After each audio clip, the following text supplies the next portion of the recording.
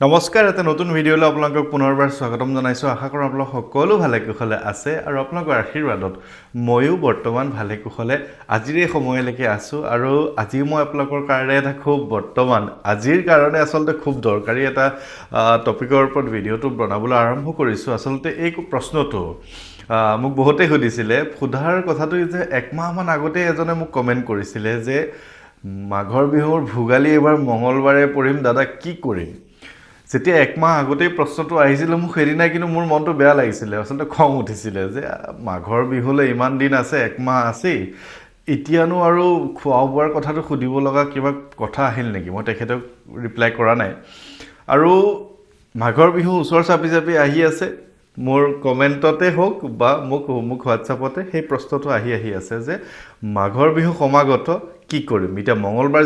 সকলে মানুহ তেওঁলোকে ভোগালী বিহুটো কেনেকৈ পালন কৰিম মাছ মাংস খাবনে নাখাব বা ভোগালীটো কিদৰে পালন কৰিব এতিয়া মই যদি আপোনালোকক কথাখিনি কৈ দিওঁ আপোনালোকে কিছুমান লোকে খঙে কৰিব যে আমাৰ অসমীয়া মানুহ হৈ আপুনি এনেধৰণে কথা কৈছে কিন্তু আচলতে কি জানেনে আমাৰ অসমীয়া জাতিৰ বুলি থাকিব লগা মূল বিষয়টোৱে হৈছে আমাৰ আবেগ আমাৰ অনুভূতি হৈছে বিহু আৰু অসমীয়া জাতিটো বিহুৰ অবিহনে আমাৰ একোৱে নহয় যে বিহু নাথাকিলে আমাৰ অসমীয়া জাতিৰ কোনো অস্তিত্বই নাই বহাগ বিহু মাঘ বিহু কাতি বিহু এতিয়া ধৰি লওক মাঘৰ বিহুৰ ভোগৰ কথাটো কিছু সুকীয়া আপোনালোকে জানে যে বহাগ বিহু আৰু কাতি বিহু ভোগৰ কথাটো ইমান নাথাকে আমি সকলোৱে জনাৰ কথা তথাপিও কৈছোঁ যে বহাগ বিহুত আমি ৰং ধেমালি কৰোঁ ৰঙালী বিহু ৰং ধেমালিৰ মাজেৰে গোটেই বছৰটো আমাৰ যিহেতু অসমীয়া নতুন বৰ্ষ আৰম্ভ হয় কেলেণ্ডাৰখন অসমীয়াৰ মতে আমি আৰম্ভ কৰোঁ গতিকে সেই দিনটো আচলতে আমাৰ কাৰণে বৰ বেলেগ এটা নতুন বছৰ আমাৰ অসমীয়াৰ নতুন বছৰ কাতি বিহুত যিহেতু কঙালী হৈ থাকে মানুহ খেতি পথাৰত লাগি থাকে বা খেতি পথাৰৰ শস্য উৎপাদন সেইখিনি সময়ত নহয় বাবে কঙালী বিহু কাৰণ আমি কঙাল বলি থাকোঁ মোৰ জন্মও সেইটো কাৰণে মানে মোৰ কাতি বিহুতে জন্ম আৰু ময়ো সেইকাৰণে কঙালেই বনি আছোঁ আৰু যি কি নহওক ভোগালী বিহুটো হৈছে আমাৰ অন্যতম য'ত আমি ভোগ কৰিব লাগে ভোগালী বিহু মানে ভোগৰ বিহু বা আমি খোৱাৰ বিহু আমি উদযাপন খুব ভালকৈ ভোগেৰে উদযাপন কৰোঁ সেইকাৰণে ভোগালী বিহু মাঘৰ বিহু নহয় জানো এতিয়া কথাটো হ'ল যে মাঘৰ বিহু ভোগালীৰ কথাটো মাছ মাংসৰেই যে হ'ব লাগিব তেনেকুৱা ধৰণৰ কোনো কথা নাই কাৰণ এই সময়ত আমাৰ অসমখন হৈছে কৃষি প্ৰধান দেশ খেতি প্ৰধান দেশ গতিকে আমাৰ যিসকল খেতিয়কসকলে ধান খেতি মূলতঃ ধান খেতি কৰে ধান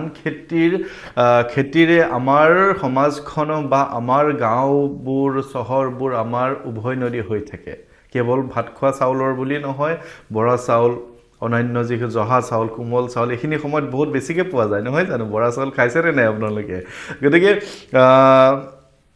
কথাটো তেনেকুৱা যে আমাৰ ভোগৰ বিহু কিন্তু এতিয়া মাছ মাংসৰ লগত আপোনাৰ হনুমানজীৰ কথাখিনি এনেকুৱা হ'ল যে হনুমানজীক যিসকলে পূজা অৰ্চনা আমি কৰোঁ আচলতে মাছ মাংসটো খাবই নালাগে কিন্তু মই নাখাওক বুলি ক'ব নোৱাৰোঁ কাৰণ ময়ো হয়তো কোনোবা ক্ষেত্ৰত একেবাৰে সম্পূৰ্ণকৈ সেইখিনিলৈকে পৰ্যায়লৈ যাব পৰা নাই মই যিমানখিনি পাৰিছোঁ মই আজিলৈকে কৰি আছোঁ তথাপিও হয়তো ক'ৰবাত ৰৈ আছে কাৰণ এইটো নহয় যে লোভত হৈছে এইটো নহয় কিন্তু আমাৰ এটা পৰম্পৰা আছে অসমখনত যে আমাৰ অসমখন কামাখ্যা মাৰ এখন তন্ত্ৰপীঠ হয় আৰু এই কামাখ্যা পীঠত আচলতে আমাৰ অসমখনত এই নন ভেজ খোৱাটো আচলতে এলাও আছে কিছুমানে নাখায় সেইটো সম্পূৰ্ণ ব্যক্তিগত সেইটো তাত তৰ্ক বিতৰ্কলৈ আহিবই নালাগে আচলতে এইটো বিষয়লৈ কিন্তু যিহেতু আমি প্ৰভুক বিশ্বাস কৰোঁ হনুমানজীক বিশ্বাস কৰোঁ তেখেতৰ বাৰ গোটেইকেইটা আপোনালোকে যদি চাবলৈ যায় কিন্তু সোম মঙল বুধ বৃহস্পতি শুক্ৰ শনি দেও গোটেইকেইটা হৈছে তেখেতৰ বাৰ আপোনালোকে জানেনে দেওবাৰটো ইনডাইৰেক্টলি হৈছে হনুমানজীৰ বাৰ কিহৰ কাৰণে মই আপোনালোকক কৈ দিওঁ যে হনুমানজী হৈছে ৰবিৰ মানে সূৰ্যৰ তেওঁ শিষ্য হনুমানজীৰ গুৰু হৈছে সূৰ্য গতিকে ৰবিবাৰটো ইনডাইৰেক্টলি আমি পালন কৰিব লাগে ঠিক তেনেকৈ শনিবাৰটোৰ কথাটো আপোনালোকে জানেই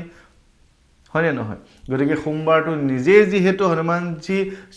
শংকৰ স্বয়ং কেশৰী নন্দন মানে শংকৰ স্বয়ং মানে শিৱ মহাদেৱ নিজেই কেশৰী নন্দন তেওঁ নিজেই হনুমান গতিকে যেতিয়া আমি মঙলবাৰটো পালন কৰোঁ তাৰমানে আমি সোমবাৰো পালন কৰিব লাগে ঠিক তেনেকৈ বৃহস্পতি শুক্ৰবাৰো হনুমানজীৰ লগত জড়িত হৈ আছে কোনোবা নহয় কোনোবা ক্ষেত্ৰত বুধবাৰটো গণেশৰ বাৰ আৰু এইফালে যি আৰু গণেশৰ মাজত সম্পৰ্ক আছে মহাদেৱ এফালে মহাদেৱৰ পুত্ৰ হৈছে গণেশ আৰু মহাদেৱ নিজে হৈছে হনুমান গতিকে সেই হিচাপে চাবলৈ গ'লে আমি বুধবাৰটো পালন কৰিব লাগে কিন্তু নহয় সেইটো কথা কাৰণ আমি যিহেতু আমাৰ সমাজখনে সেই কথাটো কৰিবলৈ নিদিয়ে যে আমি একেবাৰে নিৰামিষভোজী হোৱাটো সম্পূৰ্ণ নিজৰ ব্যক্তিগত যদিও আমাৰ ঘৰখনৰ কথা আছে সমাজখনৰ কথা আছে গতিকে কিছু ক্ষেত্ৰত আমি বয়স এটালৈকে ৰখিবলগীয়া হয় যে ইমানটো বয়সৰ পৰা আমি এৰিম বা তেনেকুৱা ধৰণৰ আপোনালোকৰ কথাখিনিহে কৈছোঁ মইতো যিমানখিনি পাৰিছোঁ এৰিলোৱেই আৰু মই আপোনালোকক কওঁ যে ভোগালী বিহুটোত আপোনালোকে যিহেতু মঙ্গলবাৰ প্ৰভুৰ বাৰত পৰিছে মই আপোনালোকক অনুৰোধ এটা কৰিব পাৰোঁ যে ভোগালী বিহু অহা বছৰলৈও আহিব যিহেতু আমাৰ ঘৰখনৰ সুখ সমৃদ্ধি মংগলৰ বাবে আমি হনুমান চালিচা পাঠ কৰিব লৈছোঁ আমি হনুমানজীৰ শৰণ ল'ব লৈছোঁ শৰণত আমি তেখেতৰ শ্ৰী গুৰু চৰণ সৰোজ ৰজ নিজ মন মুকুৰ সুধাৰি বৰণৌ ৰঘুবৰ বিমল যশু যো দায়কো ফলচাৰী এই গোটেই কথাখিনি যেতিয়া আমি পাঠ কৰিছোঁ তেখেতৰ চৰণ কমল ধূলিৰে গতিকে আমি এটা কথা মন কৰিব লাগিব যে হনুমানজীৰ বাৰত মঙ্গলবাৰত যিয়েই নাহক কিয় উৰুকা হ'লেও আমি খাব নালাগে উৰুকা ভোগটো মাছ মাংসৰ বুলি সীমাবদ্ধ নাই আপুনি ভোগ কৰক ভোগালী বিহু আপুনি পিঠা পনা লাড়ুৰে আপুনি ভালকৈ এসাঁজ খাওক অন্যান্য যিকোনো বস্তুৰে খাওক কিন্তু মাছ মাংসটো মই আপোনালোকক পৰামৰ্শ দিম সেইদিনা আচলতে বৰ্জন কৰিব পাৰিলে ভাল কিন্তু এতিয়া সম্পূৰ্ণ নিজৰ ওপৰত ডিপেণ্ড কৰিব কাৰণ বহুতে ভাবে যে পৰম্পৰাত বাধা নাই গতিকে আমাৰ যিহেতু এটা পৰম্পৰা চলি আহিছে যে ভোগালী বিহুৰ উৰুকাৰ দিনা আমি মাছ মাংস আমাৰ অসমত চলেই সকলোৱে খায় প্ৰায় সকলোৱে কোনোবা হয়তো 100 জনৰ মাজত 5 জন মানুহেহে নোখোৱা একেবাৰে মাছ মাংস এৰি দিয়া মানুহ যিসকলে সৰুৰ পৰা নাখায় যিসকলে অতি মাত্ৰা ভক্তিত বিলীন হৈ গৈছে তেওঁলোকে নাখায় বা কিছুমান লোকে ধৰি লওক এলাৰ্জি হয় কিবা হয় তেওঁলোকে নাখায় বাকী সকলে উৰুকাৰ দিনটো বহাগ বিহু উৰুকা হওক মাঘৰ বিহু উৰুকা হয় বিশেষকৈ মাঘৰ বিহু উৰুকাটো পালন কৰে মাছ মাংস অকণ খাবলৈ বিচাৰে গতিকে মই আপোনালোকৰ নিজৰ হাতলৈ এৰি দিলোঁ কথাটো যে আপোনালোকে নিজে যিটো ভাবে সেইটো কৰক কিন্তু এটা কথা মন কৰিব যে আপুনি বুধবাৰে খাব পাৰিব তাৰপিছত যদি বৃহস্পতিবাৰে আপুনি যদি খায় তেনেহ'লে বৃহস্পতিবাৰে খাব পাৰিব শুক্ৰবাৰে খাব পাৰিব যদি শনিবাৰটো পালন নকৰে শনিবাৰে খাব পাৰিব দেওবাৰেও খাব পাৰিব আপোনাৰ কাৰণে প্ৰত্যেকটো দিনেই খাব পাৰিব কিন্তু হনুমানজীক যিহেতু আপুনি বিশ্বাস কৰিছে তেখেতৰ শৰণ লৈছে তেখেতক আপুনি প্ৰাৰ্থনা কৰিছে তেখেতে আপোনাৰ ঘৰখনৰ সুখ সমৃদ্ধি মংগল দিবৰ বাবে আপুনি প্ৰত্যেক দিনে শ্ৰী ৰাম জয় হনুমান কৈ আছে গতিকে মই ভাবোঁ যে আপোনালোকে উৰুকা হ'লেও মঙ্গলবাৰটোত অন্ততঃ মাছ মাংস এৰাই চলি বাকী যি খায় আপোনালোকে খাব পাৰে গতিকে এই বিষয়ত পৰামৰ্শটো মই এনেধৰণে থাকিব কিন্তু তথাপিও বিতৰ্কলৈ নাযায় কথাখিনি বেয়া ভাবলৈ নিনি আপোনালোকে যদি খাবলৈ বিশ্বাস কৰে যে এই খাবলৈ নাই দিয়া সেইকাৰণে নাখাম এইটো নহয় মই আপোনাক খাবলৈ নাই দিয়া নহয় মই যুক্তিৰ কথাটোহে কৈছোঁ আপুনি যদি ইচ্ছা কৰে খাওক তাত মোৰ কোনো ধৰণৰ বাধকতা নাই কিন্তু নাখালে ভাল কাৰণ আমি তেখেতৰ বাৰ পালন কৰোঁ আমি হনুমানজীক বিশ্বাস কৰোঁ আৰু মঙ্গলবাৰটো তেখেতৰ আমাৰ নিজৰ মংগলৰ কাৰণে মঙ্গলবাৰটো পালন কৰোঁ কথাটো বিশ্বাস কৰক বা বুজি লওক আপুনি বেলেগ এদিনা খাওক একো কথা নাই দেওবাৰ আহি আছে অহা কাইলৈ যে উৰুকা যিহেতু মঙ্গলবাৰ নাখাওঁ দেওবাৰে আপুনি খাওক আপোনাৰ কথা গতিকে একেবাৰে মাছ মাংস এৰি দিয়ক বুলি কোৱাৰ মোৰতো শক্তি নাই কাৰণ বিভিন্নজন অসমৰ বাহিৰৰ যিসকল আছে সাধু সকল হওক সন্ত পুৰুষসকল হওক তেওঁলোকক অত্যন্ত শ্ৰদ্ধা ভক্তি কৰোঁ মই তেওঁলোকৰ কথাটো কিছু সুকীয়া হয় গতিকে আমাৰ অসমখনৰ কথাটো কিছু সুকীয়া হয় গতিকে মই আপোনাক নালাগে খাব বুলি ক'লেই যে আপুনি নাখাব এনেকুৱা ধৰণৰ নহয় মনত যদি খোৱাৰ প্ৰৱণতা এটা থাকে আপুনি যদি শৰীৰে খাব লাগে বুলি কয় সেই কথাটো আপুনি খাওক আপুনি অখাদ্য নাখালেই হ'ল যিহেতু আমাৰ আগৰ পৰা চলি আহিছে এইখিনি আমাৰ চলি থাকে গতিকে মই আপোনালোকক ঘৰুৱাভাৱে নিজৰ মানুহ বুলি আপোনালোকক বুজাই দিবলৈ চেষ্টা কৰিলোঁ আপোনালোকে যিহেতু মোক নিজৰ বুলিয়ে ভাবে গতিকে কথাখিনি যেনেধৰণে আপোনালোকে লয় খোৱা নোখোৱাটো আপোনাৰ কথা মই যিহেতু আমি আমাৰ ঘৰখনে মঙ্গলবাৰটো পালন কৰোঁ গতিকে মোৰ লগতে আমাৰ ঘৰখনৰ কোনেও মঙ্গলবাৰে দিনটোত একো নাখাব যি উৰুকা হ'লেও নাখাব তাৰপিছত কেতিয়াবা মাহঁতে বা মোৰ পত্নী আছে মোৰ সৰু ল'ৰা এটা আছে তেওঁলোকে খাব পাৰে একো কথা নাই কিন্তু মই যিহেতু আপোনালোককো পৰামৰ্শ দিওঁ মই কোনো কাৰণে নাখাওঁ গতিকে আপোনালোকৰ ওচৰলৈ মই সিদ্ধান্তটো দিলোঁ আপুনি যি ভাল লাগে সেইটোৱে কৰিব আৰু মই